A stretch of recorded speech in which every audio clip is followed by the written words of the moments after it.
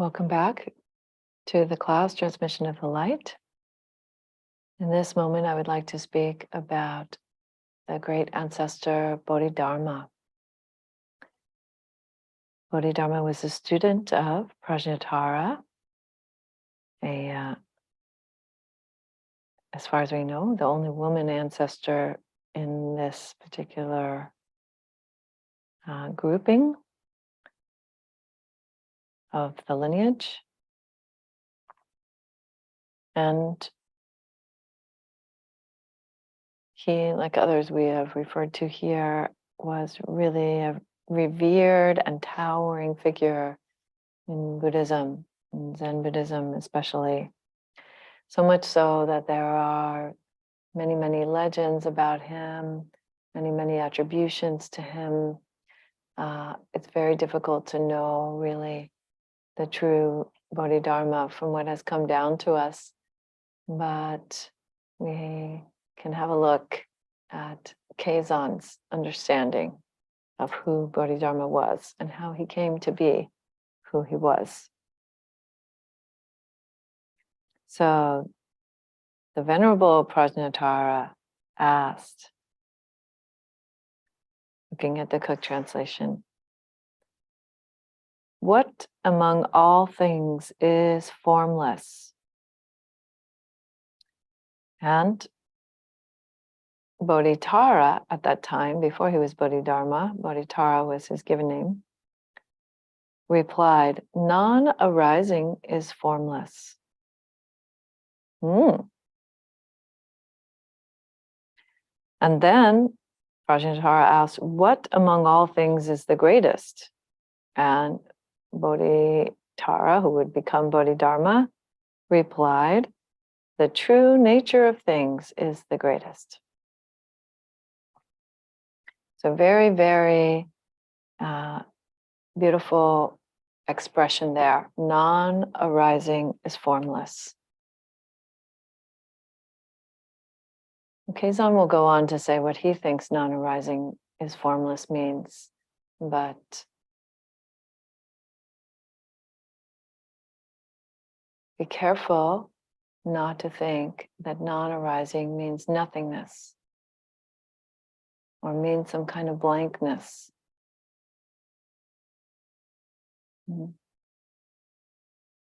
Non-arising refers to nirvana in Sanskrit.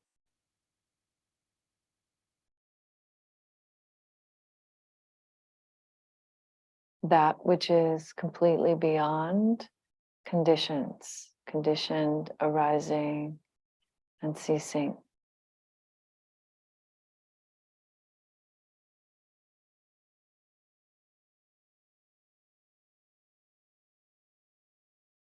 And it is formless for that reason.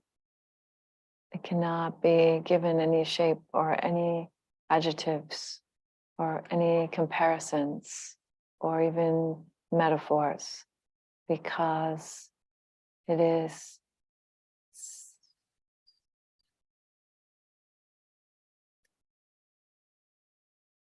the unconditioned. It is that which is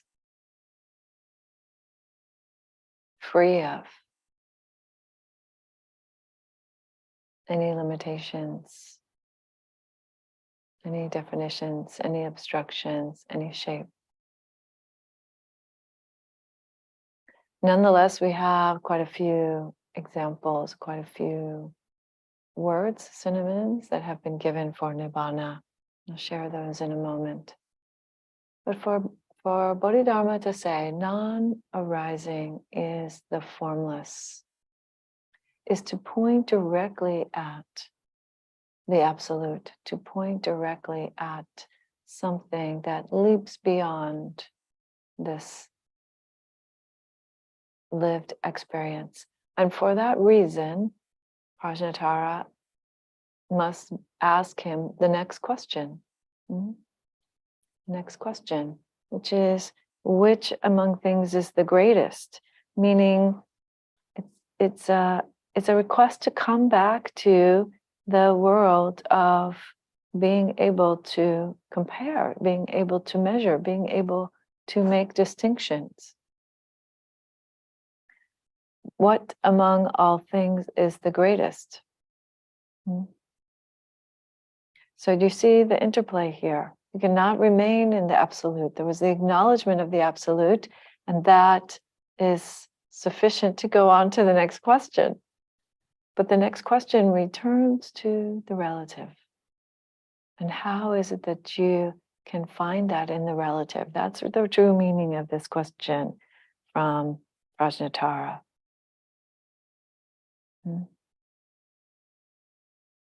And Bodhidharma replies, the nature of things is the greatest. The true nature of things is the greatest.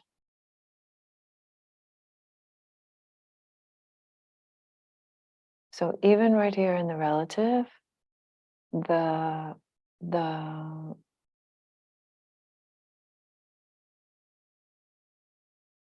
all of what makes this possible, the principles of reality are present. That is the greatest. The principles of reality that are represented, that are demonstrated right here, right now.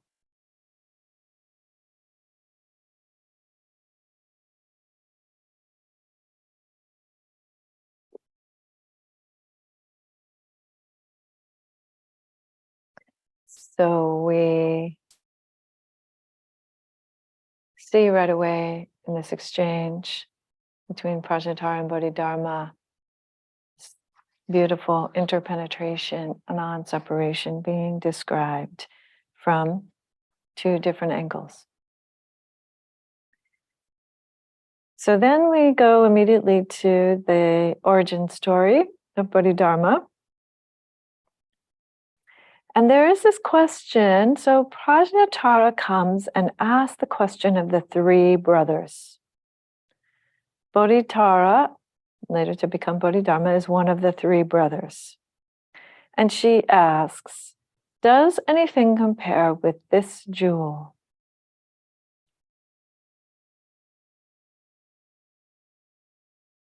It was that same jewel that she'd been given by the king earlier.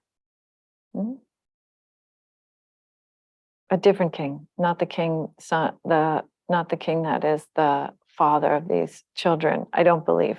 I think it's a different area of India.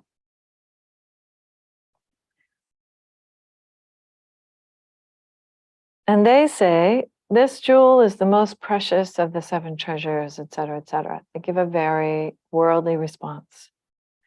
But Bodhidharma, who is again then Bodhitara, Bodhidharma gives this wonderful, classic Zen answer. And he begins by saying, it is a worldly treasure, so it does not qualify as the best. The Dharma is the best of treasures, indeed. Why? Because by means of Dharma, you can find your true wealth, your true peace, your complete independence from any jewel or any external object whatsoever, or internal object for that matter.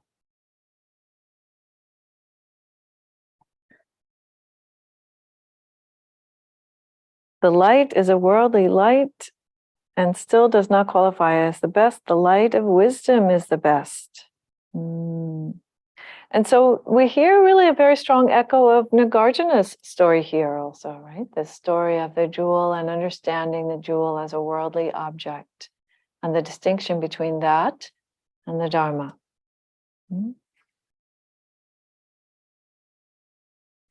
The bright light of the jewel cannot illuminate itself, but it needs the light of the wisdom in order to be discerned. But once you thoroughly discern it, then you know it is a jewel, but you can clarify the fact that it is precious at a worldly level, but really clarifying, really discerning the jewel, you see that the jewel is not a jewel. It's not that precious. It's just a rock.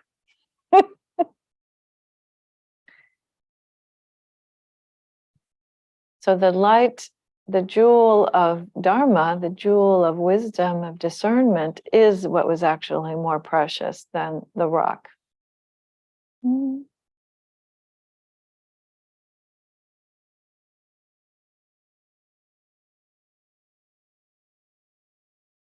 Because the master's way, Prajnatara's way, is the treasure of wisdom, you now experience this worldly treasure. So he's saying that because Prajnatara is a great teacher, then Prajnatara has received this jewel, this worldly treasure. When beings have the way, the treasure of the mind also appears. So Bodhidharma gave many teachings about mind, about how to understand mind. His teachings are very, very focused on practice with the mind and on, again, this way of using the mind, not using the mind, discerning the mind without using the mind as a tool. This discerning mind which goes beyond something like intention or looking or knowledge.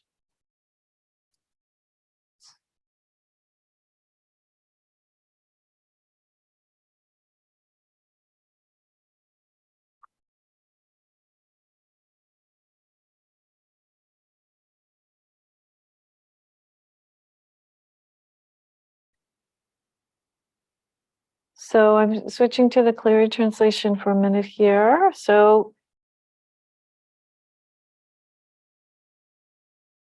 then there is this,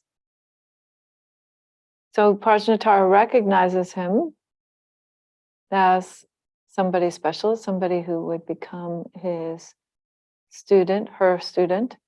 And just to say, again, this idea, there's this constant state of interplay of holding them up as special beings, and yet they're special only because they've realized that they're not special. They are the expression of that which we all are.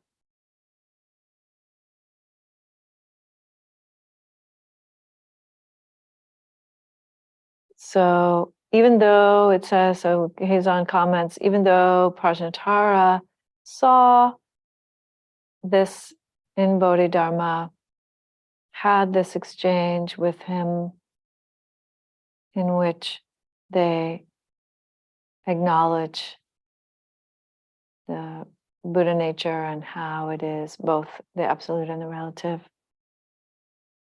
And still, Prajnatara waited for the opportunity to ripen. And the opportunity ripened when Bodhidharma's father died. And he spent some time practicing, about a week, it said, meditating on this, meditating, sitting with it. And then he went and approached Prajnatara and requested the ordination. So Prajnatara ordained him and gave him the name Bodhidharma. And it said that Bodhidharma sat in meditation with him for 7 days and received 7 days of teaching.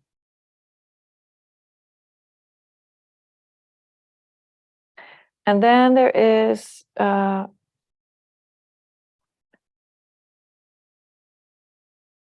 Bodhidharma asking, where should I teach?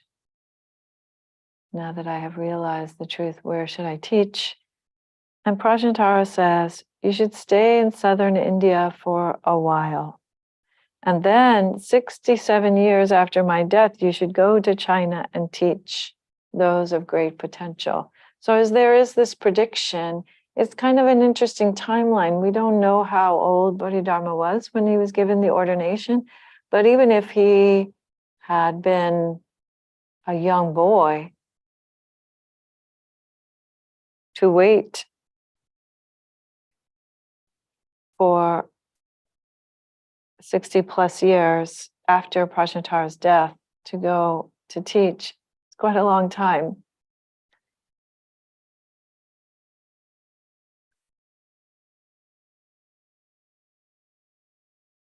So Prajnatara gave him the verse of instruction: traveling the road, crossing the water, you will meet with a sheep, which is an unfortunate reference to Emperor Wu, China, southern China. Going alone without rest, you will cross the river in the dark. So that's crossing the Yangtze River after his encounter with Emperor Wu, which is recounted in case 2 of the Book of Serenity. He departs and goes to the north, crossing the Yangtze River.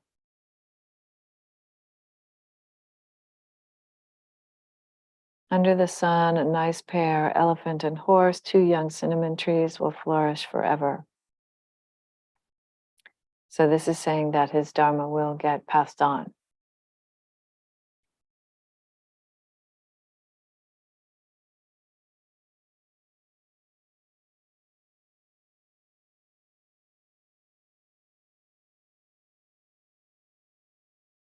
So Bodhidharma becomes a great teacher.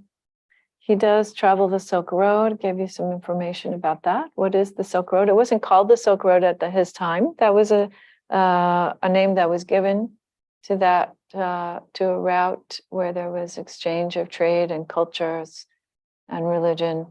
The name was given, I think, in the 1800s by a European man, and but he did travel the Silk Road and go to China and have a meeting with the emperor, at least as far as we can tell. And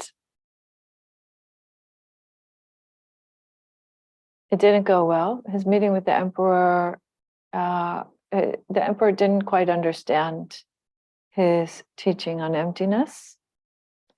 He wanted to be, as far as we can tell, the emperor really wanted to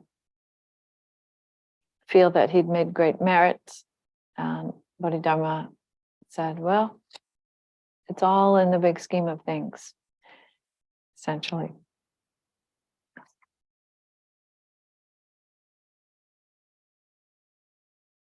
Yep, so then there's a little bit more about Bodhidharma, and he went, it said, sat in front of a wall for 9 years, right? He went after that and sort of just continued practicing without teaching many people, without reaching out, just waiting for the time to be right, when Weka would come and ask to be his student. But in the end, Bodhidharma is said to have bequeathed his skin, flesh, bones, and marrow to his 4 disciples, Daofu, Daoyu, Kongshu, and Weka. So Weka is the one that's mentioned here in this lineage, and Kongshu is a woman disciple, and Bodhidharma perhaps had a woman for a teacher, so he had no problem having a woman for a student as well.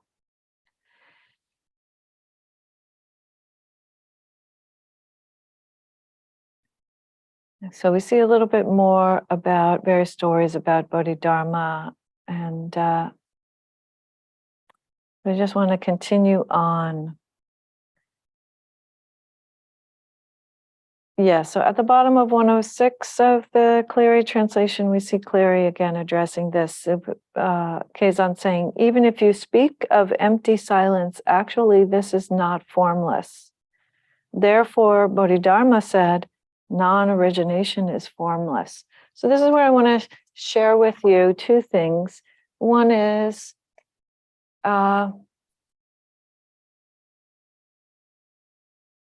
epithets, some synonyms that are given for nirvana in the early Buddhist suttas, in the Pali suttas, so that we can get a sense of what's meant by that word, because it will be coming up again.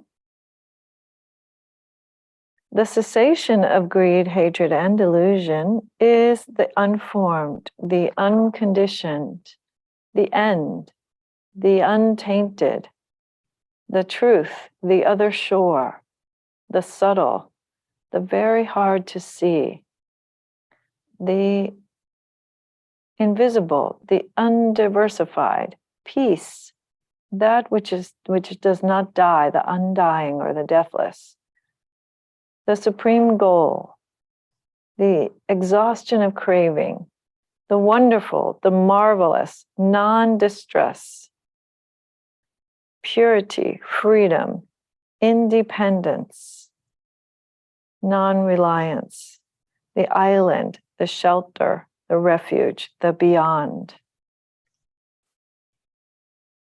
the unborn, the unoriginated, freedom from lust, the law, the absolute, the cessation, the beyond, the endless.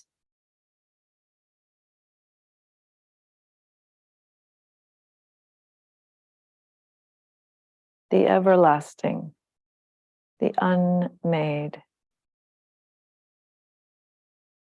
And there's one sutta in particular called the Root Sutta that I'm going to share with you, in which it says this: all things, sabbe dhamma, so all dhammas are rooted in desire.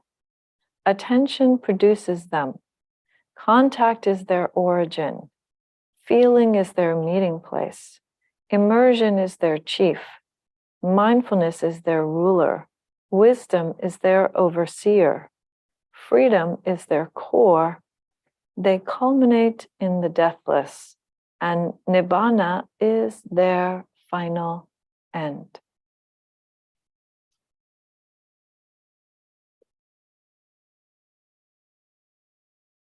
So this is what I believe Bodhidharma is referring to.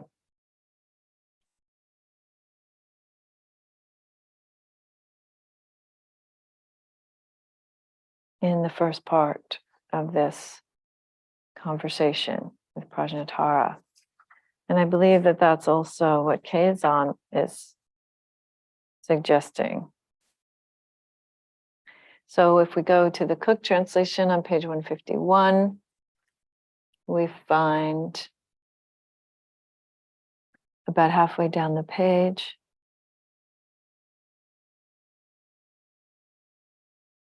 so he starts to say what it's not. He's trying to dispel any kind of mistaken notions about what Buddha nature or nirvana would be.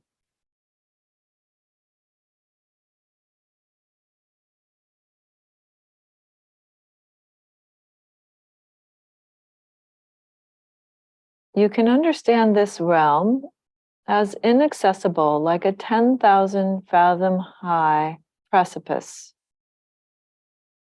or as brightly illuminating the distinctions of the many things. So in contrast to distinctions, it is the non-distinct.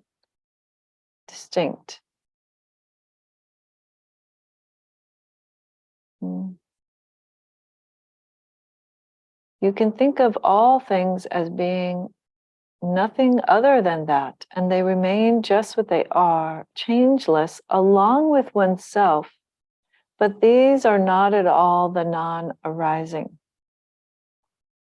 Therefore, they are not formless.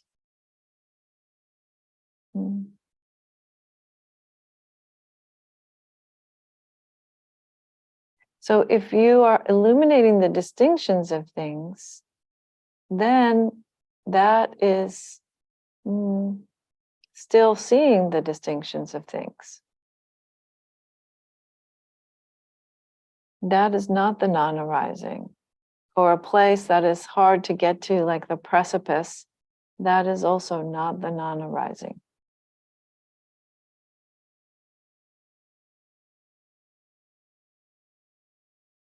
Prior to the separation of heaven and earth, that is what's meant here. Not a single thing can sprout, not a speck of dust, right? So again, this is a echo back to Wei Neng.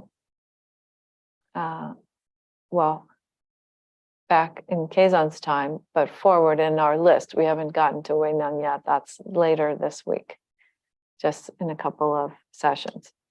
So in a couple of Dharma talks from now.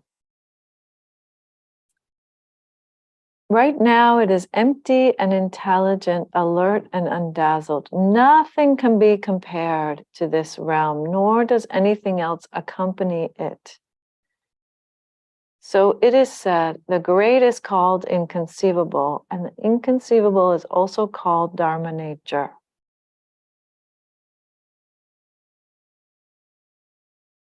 Not even a priceless jewel can compare with it.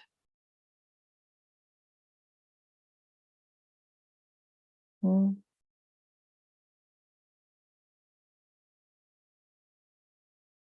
So Zen practice is attempting to bring together the concepts of nirvana and the conditioned world and show you the non-separation of all of that. And so the formless realm is the nirvana realm, and the specific, the greatest, the highest, the realization of that, that is the form realm or the conditioned realm as expression of that. So then that whole is what we mean by Buddha nature, not one or the other of those things.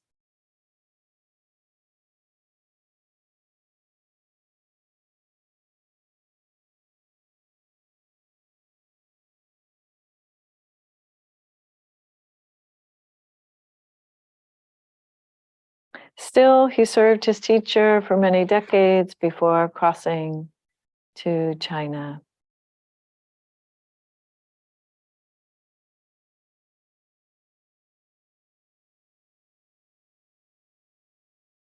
And he fulfilled the prophecy from Prajnatara. And then Kazan's last paragraph on page 152. However, students these days still hope that it will be easy.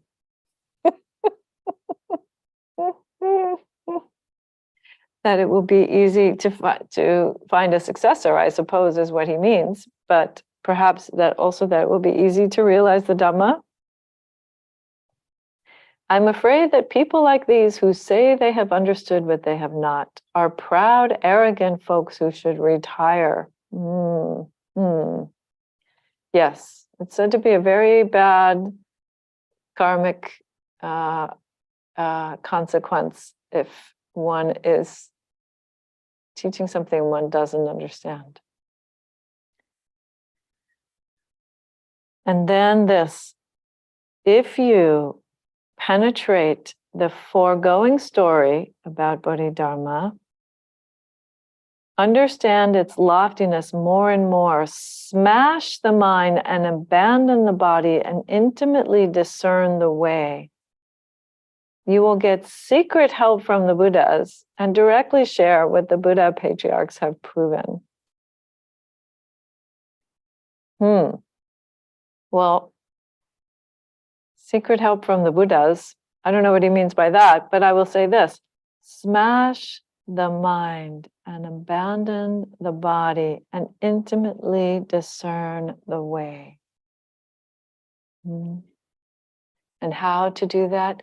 By practicing observing the conditioned world, we can begin to experience, we can have the experience of the unconditioned world and see that it has been here all along, that they are not separate.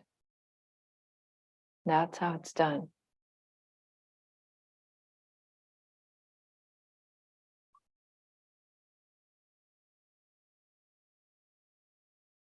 Cook's translation of this mind is breaking up your mind. So is it a deconstruction? Is it a leaping beyond? Different people experience it in different ways. Breaking up your mind and abandoning your body, if you closely investigate the way, there will be a subtle influence from the enlightened ones, and you will directly meet with what the enlightened ones realized.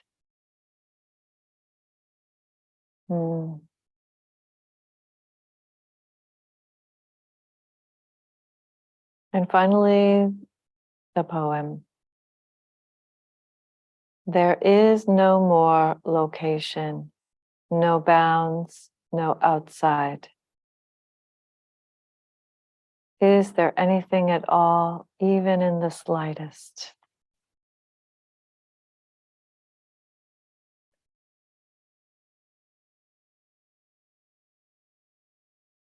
All things abiding in Nirvana.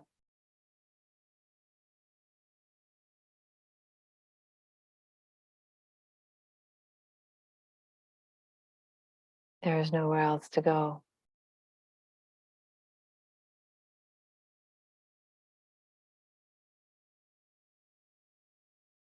Nowhere else to be.